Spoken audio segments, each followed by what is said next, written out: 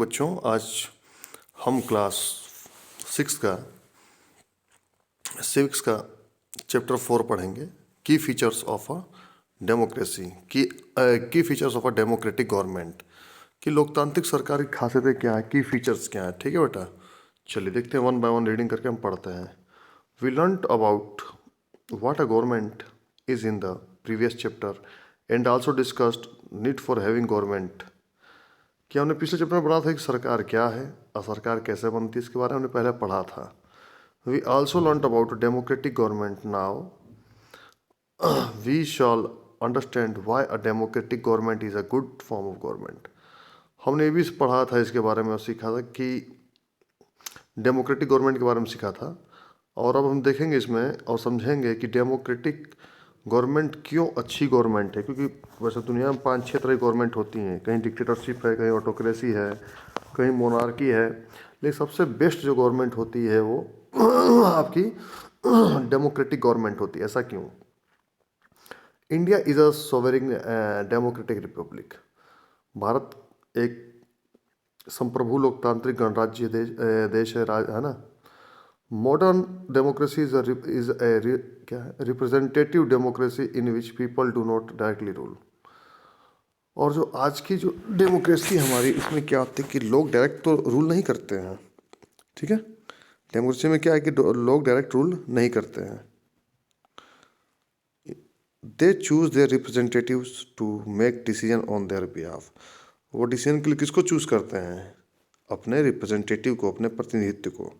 The adult citizens choose the member of the government from among themselves.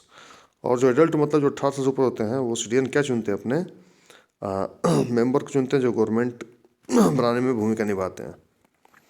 Main features of a democratic government, आखिर हम इसके मुख्य तत्व पढ़ेंगे। ये डेमोक्रेटिक गवर्नमेंट क्या खासियत है इसकी।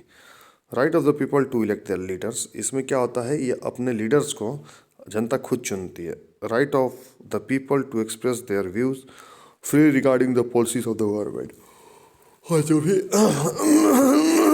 गवर्नमेंट की पॉलिसीज हैं, अगर कोई भी पीपल अपना व्यू देना चाहता है, अपने कथन कहना चाहता है, तो आराम से वो फ्रीली कह सकता है, कोई दिक्कत नहीं है। Right of the people to change the government, और पीपल लोगों के पास ये अधिकार है कि अगर एक सरकार अच्छा काम नहीं करती है तो तुरंत का मतलब 5 साल में उसको 5 साल में मौका मिलता है बदलने का। एलिमेंट्स ऑफ डेमोक्रेसी, तत्व क्या है? एलिमेंट्स। ठीक है, इसके तत्व क्या हैं देखते हैं। पहला पार्टिसिपेशन, मतलब भागीदारी।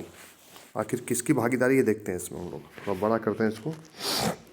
In democracy the most important element is the participation of the people. Democracy का मतलब होता है कि लोगों का पार्टिसिपेशन करना। ठीक है, भागीदारी करना। The people participate through voting in elections and choosing their own representative. अब हम डेमोक्रेसी में कैसे भागीदारी करते हैं? वोटिंग के द्वारा हम अपनी भागीदारी करते हैं और अपने रिप्रेजेंटेटिव, अपने प्रतिनिधि को हम चुनते हैं। These representative are then given the power to form a government. यही रिप्रेजेंटेटिव क्या होती है? सरकार को पावर देती है, सरकार गवर्नमेंट को पावर देती है सरकार बनाने के लिए अपनी। द गवर्नमेंट दस formed remains in power for a fix period of time. और गवर्नमेंट के पास ये पावर क्या होती है? कुछ फिक्स टाइम के लिए होती है। In our country this period is 5 year. इसको हम बस 5 साल के लिए किसी गवर्नमेंट के पास पावर होती है। ठीक है, after the end of that period election are held again. और जब ये समय खत्म होता है तो फिर चुनाव देखते हैं। 5 साल में एक बार चुनाव आता है। If the performance of the government has been satisfying people may री इलेक्ट देयर रिप्रेजेंटेटिव। अगर उनके रिप्रेजेंटेटिव से मान लीजिए अपने विधायक या सांसद से खुश हैं तो फिर हम उसको चुनेंगे, और नहीं खुश हैं तो नहीं चुनेंगे हम लोग, है ना। चलिए आगे देखते हैं। If not they may elect other representative to form a new government. अगर मान लीजिए हम अपने विधायक या सांसद से खुश नहीं हैं, अपने रिप्रेजेंटेटिव से खुश नहीं है, तो हम तुरंत क्या करते हैं उस टाइम? दूसरा रिप्रेजेंटेटिव चुनते हैं ताकि दूसरी सरकार बन सके। ठीक है, अदर वेज ऑफ पार्टिसिपेशन। अब दूसरा तरीका भी है भागीदारी का, देखते हैं क्या है। There are many others ways of participating in the affairs of government. देखते हैं गवर्नमेंट में हम और किस तरह से, बहुत से तरीके हैं जो हम पार्टिसिपेट कर सकते हैं। एक तो वोटिंग के द्वारा कर सकते हैं, एक और देखते हैं कैसे कर सकते हैं। Action of the government are open to criticism. और जो भी गवर्नमेंट का एक्शन है तो उसको हम क्रिटिसाइज कर सकते हैं, उसकी कुछ गलत नीतियाँ तो हम क्रिटिसाइज कर सकते हैं, ऐसा नहीं है।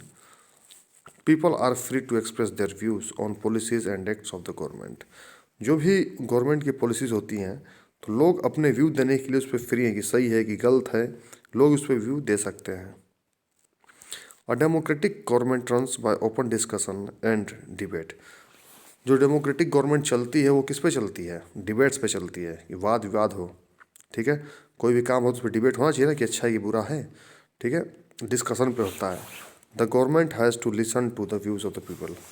गवर्नमेंट को क्या सुनना, गवर्नमेंट क्या सुनती है कि क्या व्यूज़ आ रहे पब्लिक की तरफ से। मान लीजिए कोई काम गवर्नमेंट करी तो कोई अच्छा है कि नहीं है, पब्लिक उसको व्यू देगी।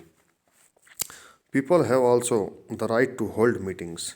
अब पीपल को ये भी अधिकार है डेमोक्रेसी में कि वो मीटिंग कर सकता है ना, बहुत से लोगों को साथ में इकट्ठा करके गवर्नमेंट की पॉलिसीज़ पे मीटिंग कर सकता है। They may take out processions and hold demonstrations. They may compel government to reconsider some of its decision.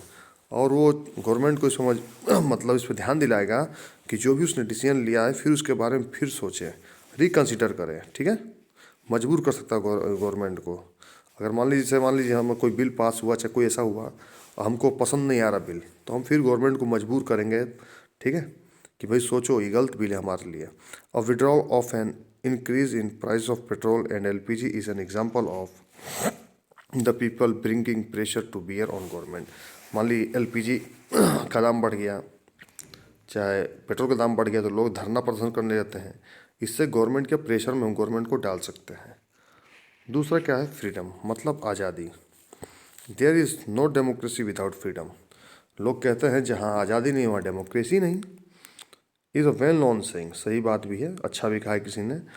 This freedom refers to the freedom of speech, expression, freedom of practice one's on religion, to do any job and to vote.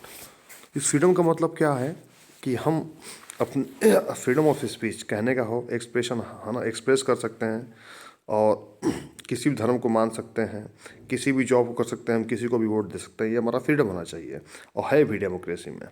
Such freedom are enjoyed by people in a democracy provided they do not break any laws or harm others in any way. और लोग इसको enjoy करते हैं, इसका मतलब ये नहीं किसी को लोग नुकसान पहुंचाएं, किसी को ये किसी तरीके से नहीं कि हम किसी को नुकसान पहुंचा के फिर फ्रीडम को एंजॉय करें, ये गलत बात हो जाएगी। चलिए आज का लेक्चर यहीं एंड होता है, कल देखते हैं अगला टॉपिक। Thank you.